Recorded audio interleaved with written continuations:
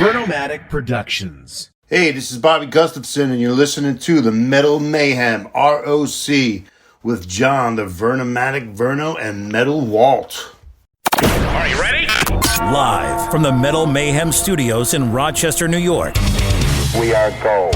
We are gold. And heard around the world by metalheads just like you. This is Metal Mayhem ROC. Heavy metal music. Your weekly dose of metal music, interviews, album reviews, news, and more. Want to be part of the show? Send us a message through our website, metalmayhemroc.com, or hit us up on Facebook and Twitter. Search Metal Mayhem ROC. It's getting nice and heavy. Now, welcome our hosts, John the Vernomatic Verno, and direct from New Jersey, Metal Walt. Good evening, everybody. Hope everyone's doing well as we pivot into our favorite month of the year, Metal March. As always, new content drops every Thursday night. Tonight we got a fun one. We welcome Bobby Gustafson, the original and only guitarist of OVERKILL. He's here tonight to talk about what he's doing in 2023, the Behind the Satan's TAINT project, why he left VIO-LENCE, and just general metal discussion. We even cover his 20 years in the plumbing business in South Florida. So it's a well-rounded interview. Metal Walt will be joining me for that in just a minute. But first, want to remind you to get up to the website, metalmayhemroc.com, sign up for our newsletter. Now, when I encourage you to sign up for the newsletter, it's for many reasons. One, it's a way for us to alert you on new shows, our Monday night radio show, any contests or giveaways we're doing. But also, Mark Zagatti, our staff reviewer, every week or two, he's putting new CD reviews up on the website. This past week, he has a review of the new Stargazer release. So go up there, check it out. While you're there, download some past shows. Last week, we had Steve Riley from Riley's LA Guns. We had Jesse Fink, the author of the book Bond, The Last Highway. Robin McCauley and Graham Bonnet had a double episode, and our continuing series, History of Metal. So that's all up at the website. Do us a favor and subscribe, rate, and review. That stuff really does help. So that's what we got going on. Let's get into tonight. Bobby Gustafson, original guitarist of OVERKILL. I'm the Vernomatic. This is Metal Mayhem ROC.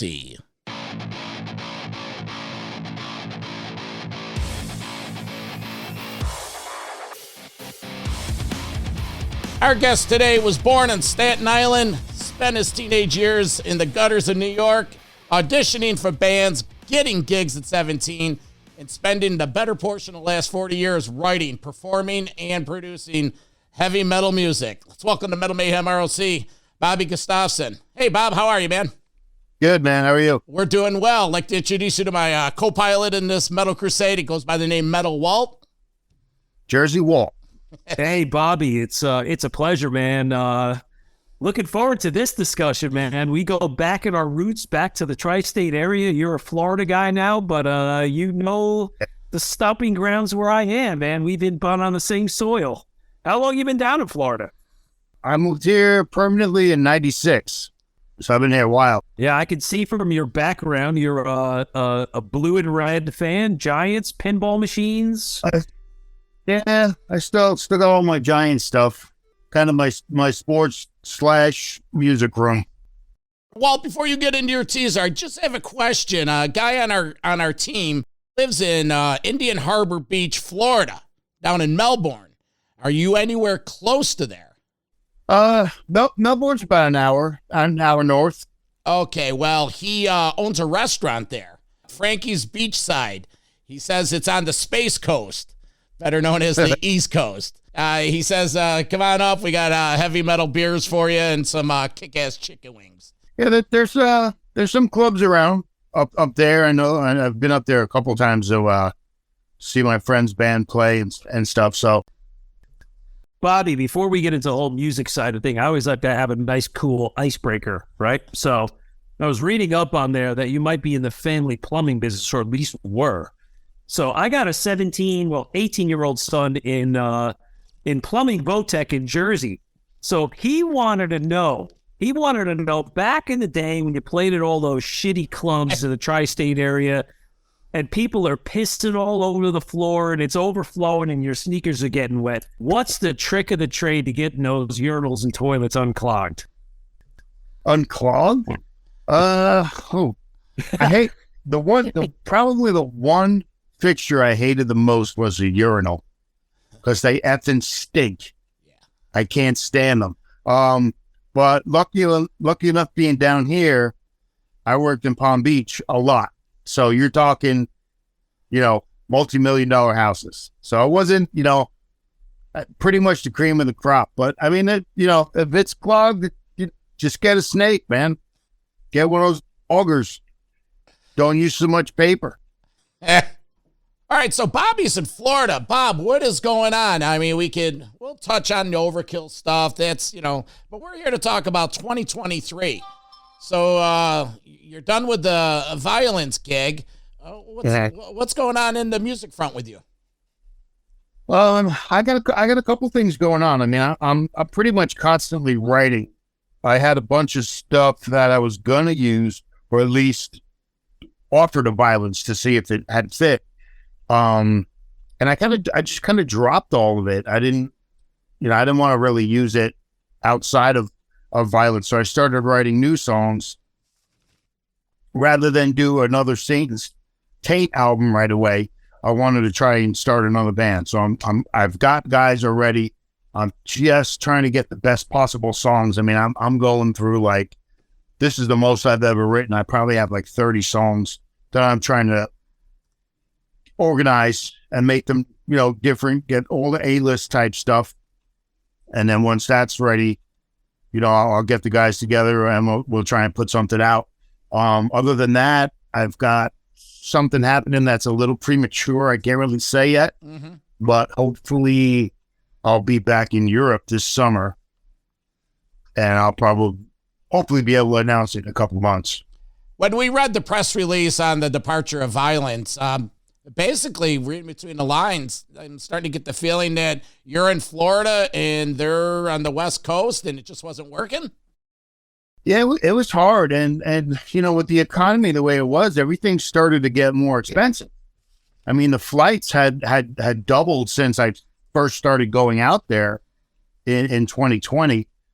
And to go back and forth was, it was a strain on me, but, there's a strain on the band as well to try and keep themselves going. You can't be selfish and be the only one they're wasting money on like that. But, they wanted somebody with a name and they asked me to do it. And I was like, yeah, this would be great. So, it just got to be where it's so expensive. And it's affecting every band basically between, diesel for the bus, hotel rooms, flying to Europe. I'm hearing now that they're taking a lot in Europe. They're taking money from your t-shirts. They are taxing those bands that leave Europe to try and come here to play. So it's just, everyone's got their hands in your pockets. It's so hard to make anything. So it is what it is. There's no hard feelings or nothing. And it's just move on. Yeah, we heard about that. I don't know, John, what was it? Maybe 6 months ago, we were talking to Frank Bello from Anthrax. Yep. And it was just, they were doing their second run, the summer tour. And shortly after that, they had to cancel their tour of the UK for those exact reasons that you're describing. It was just too expensive to be over there. Yeah, it just becomes it's not cost effective anymore. It's are you doing it to doing it, or are you doing it to make a living? Because, you still have bills to pay at home. So you've got to make something. And I mean, that's the worst part of it is really the gas and those buses and everything over there is diesel, and that just went through the roof. Yeah, it was Michael Sweet of Stryper. He told us the story about they actually canceled the tour because they couldn't get a bus. It's hard too, because I heard horror stories when I was over there during the summer, because all the bands, if you were on tour or you went over there for the festivals and did a couple other shows, there were no buses available. I was talking to the guys in Exodus, and they were on their third bus. They kept breaking down. One half of the bus had air conditioning, and the other half didn't. And it's this is all we got, so you've got to take it. And, I mean, last year was very hot over there, so that probably sucked. But I mean, the thing is that record sales aren't what they used to be. So you're not making money that way. So all the bands right now, the only way to survive is to go out on the road and stay out on the road. I mean, there are just so many bands and there's so many bands playing. Yeah. It's like sooner or later, the money's going to run out. You know, people can't keep going to every single show. Exactly. Hey, Bobby, you talked about your, let's say your new music, you're putting a band together.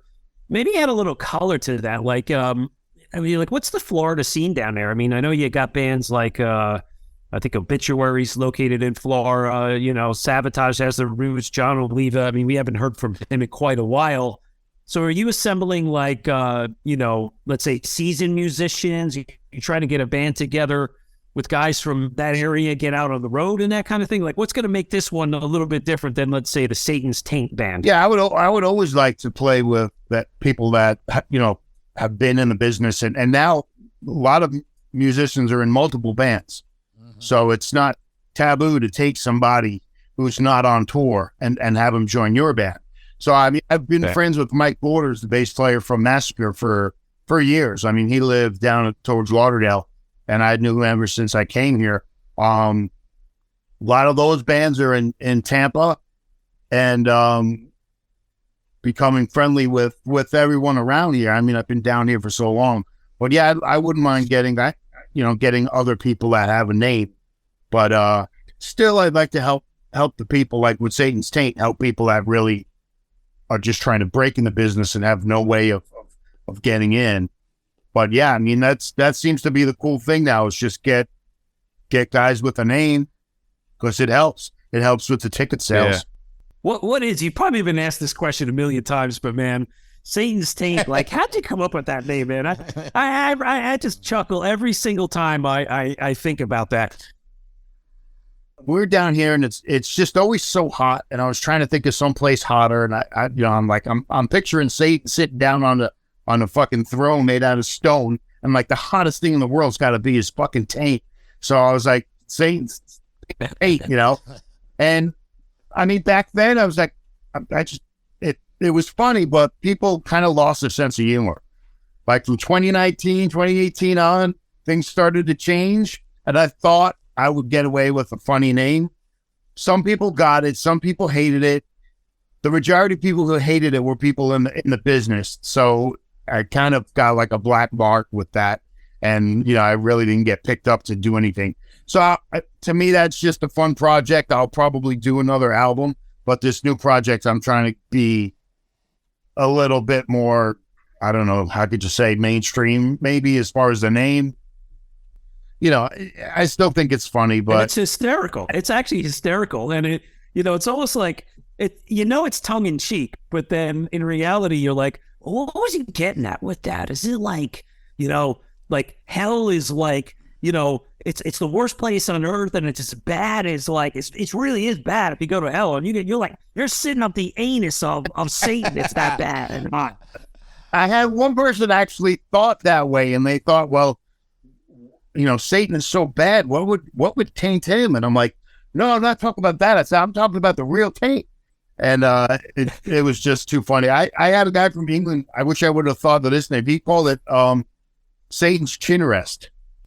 Yeah. I said, that's almost a better name. But yeah. Hey, like seeing in Florida, you get over to, I think, Orlando. Paul Merkowitz is from Cannibal Corpse, his new side band, Umbilicus. You familiar with that? I haven't heard that. I'm about 2 hours from there. Yeah. Paul and some of the guys from Deicide, they played in this. Southern Cal, our correspondent down in Melbourne, does work with us. He went to the show and was hanging out with them, and it's not like Cannibal. It's more rock and roll, if you will. So when you're you're talking these side projects, you know, there's still a lot of musicians between, I think probably more up in the Tampa, Orlando area. The only, I think, sucky thing down here is there isn't as many places to play as there was like in Jersey and the New York area. I mean, you can go around on the circuit for a month and play a different place. Down here, you might have, you know, there's one club in Miami, one club up here like around West Palm, and a club or two up in that area. But yeah, I just haven't hooked up with any of those guys north of here. But we all kind of know each other. How much do you keep in touch with the old school guys? Like the guys Elfson and Jeff Young. Now they're doing Kings of Thrash or something. Thrash. Yeah, what do you think about that? I just like the Pantera thing. I try not to judge because I realize that a musician has to really go out and play right now to make any sort of money, to stay alive. And a lot of people were down on even his band. I mean, it's a small band. The guy just wants to play. I'm probably not going to shake his hand anytime soon, but let him go out and play. Yeah. Last night, I wrote something for his book, and I think the last time I had seen him was maybe down at Nico McBrain's restaurant. He had coffee or something he was trying to sell. But, wish everybody luck, because, there's just so many bands out there. Nico's Rock and Roll Rebs? Yeah. Yeah. Yeah, he just went in December. He had his party. I'm probably going to go in a couple weeks again. Oh, were you down there when Ripper was playing? Yeah. Yeah, that's like the second year in a row he's come down. Yeah, it's a great joint. I was there in December myself. Oh, were you? Yeah, I was down there for a football game, and we went in there, and cool joint. Yeah, it's a little thing that he does every year, kind of blown up. I have a listener question. Brian Hines of Rochester says, "Hey, Satan's Taint is great. Can you ask Bobby if he's ever been asked to join big name bands after he was out of Overkill, outside of the obvious Megadeth or the Chance Metallica? Any other bands ask you, like try to court you, if you will?" Yeah, I think one of the first bands to ask me to play was Propane. Okay. Which I look back at it now, I would have fit in there with them very well. But I was a little afraid of joining something with Billy Milano, and he was the singer at the time. So oddly enough, I don't join Propane, but then I go with Billy Milano to California to do something with Perry Strickland that fell apart in 2 weeks, and he went back to New York, and I stayed out there. That was probably the first. I think even Dark Angel had asked from LA a few years back if I was going to play, but at that point, I didn't think I can go back and forth to LA and still work, so I didn't know how that was going to be to join that band. Why were you afraid to play with Billy Milano? He's just over the top. Okay, yeah. You got to know that by now. Oh, yeah. I was just picking at you, find out because some PC incident would happen, or you would drink for 6 days straight that you're not used to, or just all of it. Great, but he just went out there, and either something happened with Johnny, and he just I'm leaving. Just dropped everything. We drove all the way out there. Yeah. So he's a little erratic on some things. He was a guy, I only saw SOD one time at Maxwell's in Hoboken, and it was one of the most bizarro shows I've ever seen.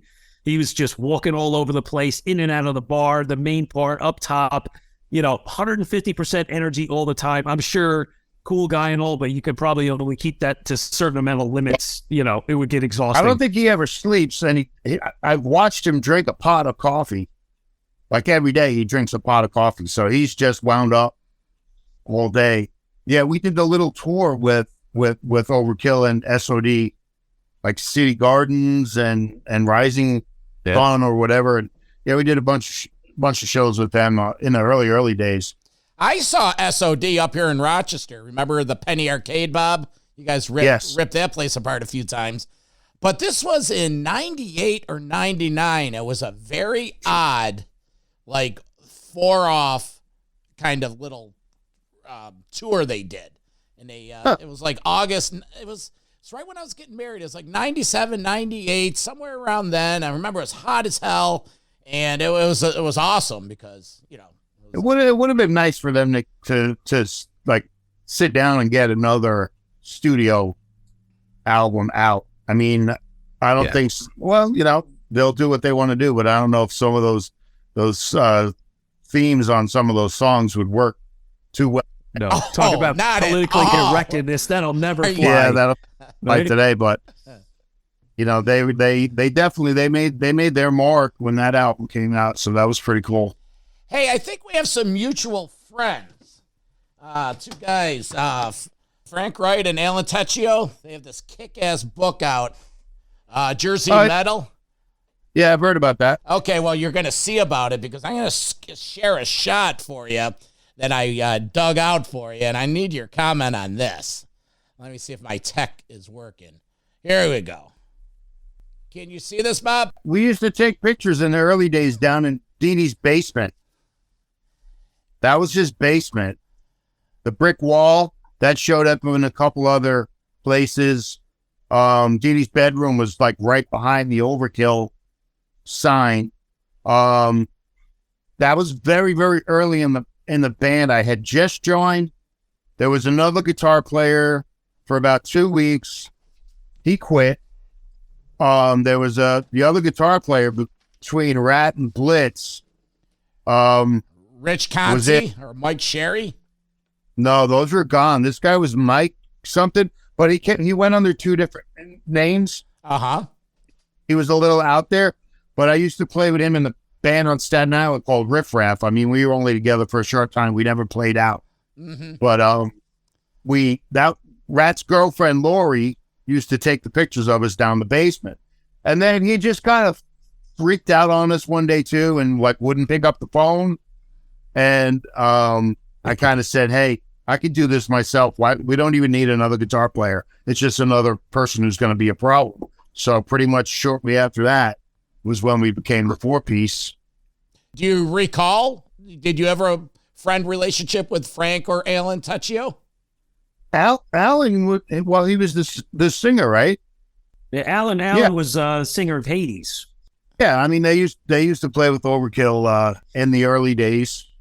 Tell you, Bob, it's a great book. Frank White obviously is a legendary photographer for up in that scene, and it really paints the picture of what it was like when the sort of metal scene formed in the late 70s.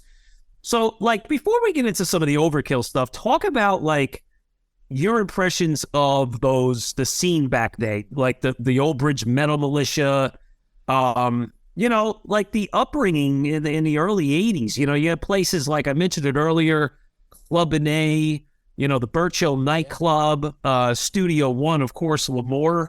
Tell us about your life experiences in that era.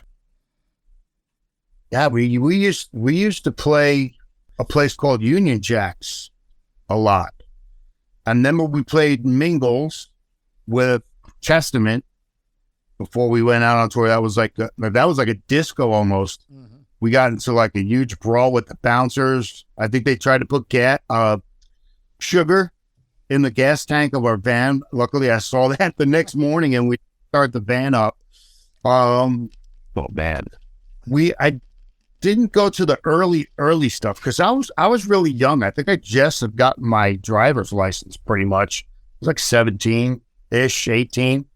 And I didn't really get out there that much other than our shows, but we became friends with the Old Bridge guys, and they had come up to the show place in Dover. I did the first Overkill show in August of 83, right out of high school. And then Johnny came up. The guys from Old Bridge told him to come up and see us. You got to see this band. And it was a huge snowstorm. There was nobody there.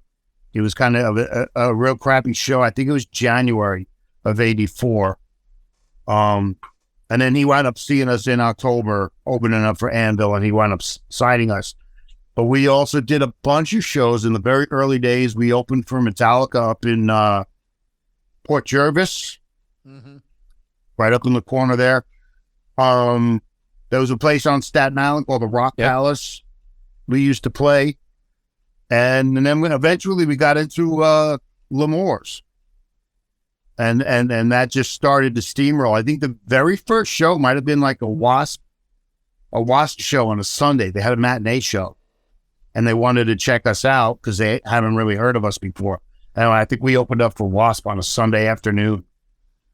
And then slowly we got in and did more shows. And then Lemore's pretty much became, you know, our backyard. The guys who owned it wound up managing us.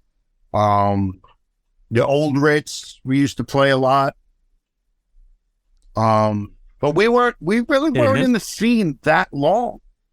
I mean, we went from August 83 being our first show to October of 84 being signed. Yeah. I was gonna say that you guys, you didn't, you know, grind it that much because, you know, 2-3 years later, you're opening for Slayer, you know, Raining Blood tour. You guys were getting those gigs. Let me ask you on those matinee shows, because that used to happen up here. We used to have the Penny Arcade afternoon shows on Sunday afternoons. Was that because of the age barrier, you think? Because the kids, you know, I was 15. You know, I'm not going to any night show. I'm not getting in any bars. I think Wasp played maybe the Saturday or maybe even both Friday and Saturday the night before. But they, you know, to do an all-age show, which Lemore never did really a lot of those, but they wanted to do like a Sunday matinee to see if the younger kids would come in. And I remember it being a pretty good show. Mm-hmm. But that wasn't really, there wasn't like a lot of those. I don't remember doing a bunch of those. I remember doing the real theater with Slayer's first East Coast show, Halloween of 84, the Real Theater on Long Island. And yeah, well, I mean, we had some shows. We would definitely play almost every weekend during that time, or every other weekend. Did you keep it on the East Coast, or did you venture? No. We went all over. We would go with Nuclear Assault, actually, and we would go play Baltimore and Washington, Philly. I remember we drove up once and did a show in Boston. So we knew that we needed to expand, and you had all those major cities really close to you. So we took advantage of that, and you know, that really helped us grow a lot faster. You've got like 5 major cities in 3-4 hour driving distance. So we booked ourselves in other places. Well, when Overkill was pivoting in like 83, 84, 85, that golden age was exploding. That was, I'm a little older than Walt, and so I was in that demo. He's 3 or 4 years younger than I, and so he caught on with the 87, 88 era. But you're right, that Nuclear Assault, Danny Lilker, is from our hometown. Yep. You know, what are some of these tours you were digging back then? Any bands you really like playing with? Any memorable non-New York shows? Any memories of Rochester, if we're talking about the rock? Yeah, we used to do Penny Arcade, and then there was a club in Syracuse. We used to play Lost Horizon. Yep. Yeah, I mean, some of the earliest tour. Well, we did Anthrax in Europe, the Metal Hammer shows, and then our managers wound up helping out Slayer because they got stuck. They needed some cash to get back home, and they repaid them by taking us out on tour. So we got those Slayer tours. We did the Slayer, and then we did Slayer Motorhead, and then we actually did a Slayer in Europe. So, I mean, all those early shows, you didn't realize how iconic they were when you know, we were actually out in Ohio. We had a day off, and Metallica had just started their Injustice for All tour. And the very first show was in Dayton or Toledo. We were in Dayton, and we drove to Toledo to see their first show with the statue and the whole thing. I mean, that was pretty cool. But yeah, man, that was a great one. Megadeth was a great one. That was 6 weeks. We did Halloween in Europe for like 2 months. You know, other than our headlining shows. Hey, Bobby, you know, I'm fascinated because John's right. I missed a boat by about 5 years I'm 52, but a 5-year window I missed out. And I think back like, well, this will break your heart. I've actually seen Overkill 22 times, but never with you in the band because I missed it for that window. And I just think of like, you played and wrote on their most formidable years, and the albums will always be remembered for Feel the Fire, Taking Over, Under the Influence, and of course Years of Decay, which I love. But bring us through that 5-year period because there's so much great material on those albums. I mean, it's so different back then from what there is now. One of the things I hated that I always think back on is that how rushed we were to write the next album. We were always like, we just had something out, toured a little bit right after it would come out, and they're like, okay, it's dead. Time to go do another one. I like to sit on songs for a little bit because there probably would have been a couple of songs that may have left off from those days and maybe wrote something else instead. But to write those 4 albums as quickly, as we did, was just amazing. And back then you had the tape, 2-inch tape. You didn't really, it wasn't in sections and pieces like they are today. I mean, literally your drummer pretty much had to play a good take so you could save it. So you didn't punch in because on the drums you could tell. You just can't do that. And, it was hard on Rat. Rat was a good drummer live, but in the studio, it was really hard for him, tempo-wise, to stay steady. And it was a nightmare playing the songs like over and over and over. I mean, by the time I played guitar with him just to get the drums, Dee Dee would whip through his bass tracks because it's one take, on the bass, and you're going to save it. But then for me, it's like I'm doing my rhythms, and I did 4 rhythms. And then I'd have to play the lead on over that. So me and Blitz would switch off. But yeah, the first 2 we did up in Ithaca at Pyramid. And we stayed up there about 6 weeks. And then the 3rd album, we recorded up there, but we wanted like the new automated boards of the computers started taking over the boards. And it was a lot easier to mix and things were just better. So we went out to California. We used Michael Wagner, who did Master of Puppets and I think a Megadeth and maybe even like a White Lion album and stuff. So we hooked up with him. Ozzy was in the next studio. We were in B, he was in A, and he was doing, I think it was No Rest for the Wicked album. And that just turned us on to that new way of recording. So by the 4th album, we went to Connecticut and we went and just recorded the whole new school way with the automated board up in Connecticut. And that's when we had Terry Date. And he hit a home run with that one. I finally got the sound that I wanted. We said, guitars first, everything else fits around it. Because guitars usually, like, to me, suffered on the first 3. And he said, sure, that's no problem. So he went and did that way. And that wound up being our best sounding and probably selling album. What about some of those early videos you guys were doing with the bat and all that? What was that about? We picked at Yonkers or Westchester. There was some theater. We did the In Union We Stand video. And I think did Headbangers Ball start already? I think it just had started pretty much the same time. Yeah. Because we got played every weekend. Because there wasn't enough bands that had, a $30,000 budget to make a video. I mean, that's crazy money even back then to do that. But it wound up, we just became, the weekend band at Headbangers Ball. So that was killer. I mean, that was like 12 hours of just playing the same song over and over and over. Then we did Hello from the Gutter. I think we were on tour. We found a club in Manhattan. We recorded that. They wanted to do later on.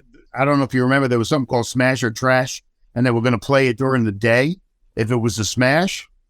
We got more votes than any other band, and they wouldn't play it during the day. Really? Yeah, Then why have the fucking contest? MTV just totally lied, totally took us. They're like, we can't play this during the day. What are you kidding me? They're like, there's nothing vulgar about it.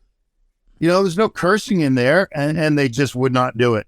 So we got a little screwed on that. Then they, All Up From the Gutter got tons of airplay. Headbangers was still interviews. And then the last one was Elimination. I think we did that in a studio in Manhattan.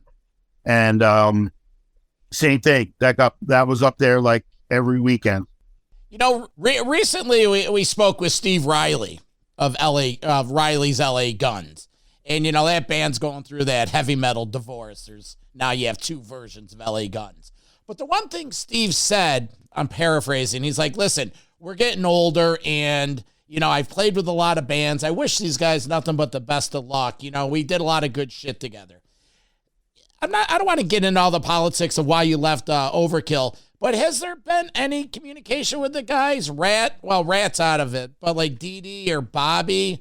I talked to Rat a while back. I think he did that Get Thrashed home video or something, and he wound up like just cutting me completely out of the interview. I mean, we both answered the same question, and he just like completely took me out. All my answers were better than his, and I didn't even want to hardly being in there other than just being seen.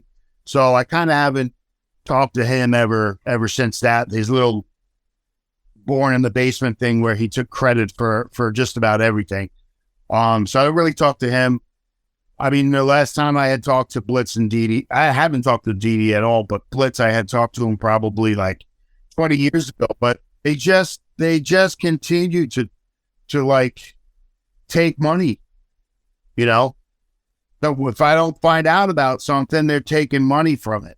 There's like, when I did the Megaforce, released the second Saint's TAINT album, I had signed up for Sound Exchange that does all the digital. And both of those guys were taking 50% each of my songs. I didn't even know that you had to sign up for that. I thought it was something completely different on BMI, but it's not. It's its own company. And I lost out on probably like over 20 grand. So they continue just to show, even now at their age, that they've never matured. Everything is money with them. It was back then, and it still is now. So I really don't want to waste, my time or my talents with someone like that. It's too bad because, I still follow the band. I still enjoy what they do. But, we have tons of respect for you, and, you're old school. We grew up with you, and that's why Walt and we wanted to reach out to you. We're like, fuck, Bobby G, man, he's our boy, Yeah, I mean, we were there in the beginning. We were there in the start. We had already, started the same time as everyone else was. We just had to wait before we got into that studio to go record, because there was a bunch of people before us. We had like the SOD project came up, and there was TT Quick and and we had to wait before we went in Pyramid. So we almost wasted an entire year before we went in to do the first album. So it made us seem a little bit farther back than most of the bands. But we were right there. We definitely made some history on those first four. Yeah. Walt, got anything you want to run by Bobby before we let him go? Nah, just a remark to what you said, Bobby. It's just, such evidence that as somebody outside of being the musician, and that, of course, we all look at you guys as like, wow, these guys are the rock and roll players, man. They're having fun and touring the world and drinking beer. But the reality of it is, you know what? It's the business end. And like you hear all the time, like you're a young guy in the 80s and stuff like that. Maybe you're not thinking about the legalities of all these little things. And here they are 30 years later. And if it's not done properly and you don't have the proper management, it could come back and bite you in the ass. Yeah. I mean, it would be nice to be able to just make music and live off that. But for the longest time, we couldn't. And I think that's what wound up probably getting us into the fights or whatever towards the end of me being with them. But I come to find out in the past year and a half that there was even more money that got stolen from us from John Zazula and Atlantic Records. So if we were getting the money that we should have been getting, instead of him skimming off the top like he did, we may not have gotten into the fights that we did about money, because we were on our 4th album and we're like, how are we not earning a paycheck yet? We're all over the place. The album's selling great. You told us it sold 140,000 in the first week. And it's like, I'm still living at my parents' house. It's like, it doesn't make sense. So, yeah, a lot of people, a lot of fans, they didn't understand that. But, I mean, regardless, we cherished them. I still do. I love going out and talking to kids, fans, whatever. Half of them are the same age as me now. And, I mean, it's just like a huge metal family. Like, a kid, guys are coming in with their kids now to the show. Let me ask you, what was the last time you were surprised that maybe some 12-year-old kid met you and said, oh, fucking Taking Over is my favorite, or I like Years of Decay, or just you were just surprised that 40 years later you're still affecting and touching something? It happens every day. It happens every day on Facebook. I get a message from someone who shows me Taking Over, got it on the record player and he's listening to it. It happens all the time. All that in South America when I was there with VIO-LENCE. Everyone had, their early albums. So I was signing, all my old stuff. And it's just amazing that it stands the test of time 40 years later. Kids are still getting into it. I mean, that's that. I love that. Well, it's in the metal DNA, this metal community. We have a running series on the show. It's called The History of Metal. And we started in the year 1973, and we're up to the early 90s now. And it's just continuously exemplifying that it's our community. You grew up in it. I grew up on it. And it's nice to see the young kids. So, Walt, parting shot? Bobby, before we let you go, and hey, this has been awesome, and I hope we can get back on with For you sure. later in the year when you announce your new band and your new project. But I always had a curiosity on Overkill, like, how did the band end up with the image of the green color, the green logo? See, that picture that you showed, we had the banner was in white, and we kind of came like Rad Didi, whatever. Like, we need a color. And we literally, like, you could see a Twisted Sister shirt. In a dark club, across the club, you could see that hot pink, that TS or whatever. You knew it was Twisted Sister. So they kind of thought, well, we need a color that you could do the same thing with. And there was the neon green, and there was that orange. And I'm the only one who liked the orange. Those three liked the green. So we went with the green, and it stuck with us. Then, oddly enough, we were playing at a show at L'Amour's. Biohazard was opening, and he asked me the same exact question. He's like, well, how'd you pick the green? And I told him the same thing I just said. And I says, yeah, I was the only one who liked the orange. Next time I saw Biohazard, their logo was orange. I'm like, you son of a bitch. So I gave them their color. They won't admit it, but that's where they got that from. But yeah, you see that one color, and you could be so far away that you can't even read it, but it's Overkill. And that's where it came from. I used to screen print the shirts down my parents' basement.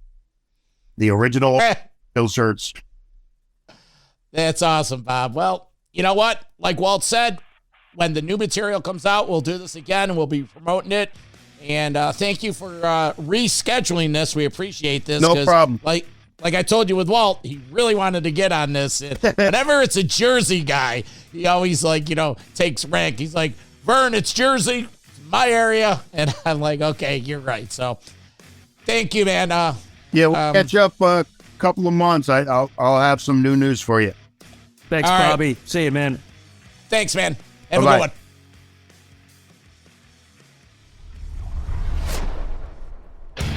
Metal for life. Thank you for listening to Metal Mayhem ROC. Check out our website at metalmayhemroc.com for information on podcasts, archives, links to all our live radio shows, and all sorts of info. Please like, follow, and share with everyone, even your non-metal friends. And always remember to keep it heavy.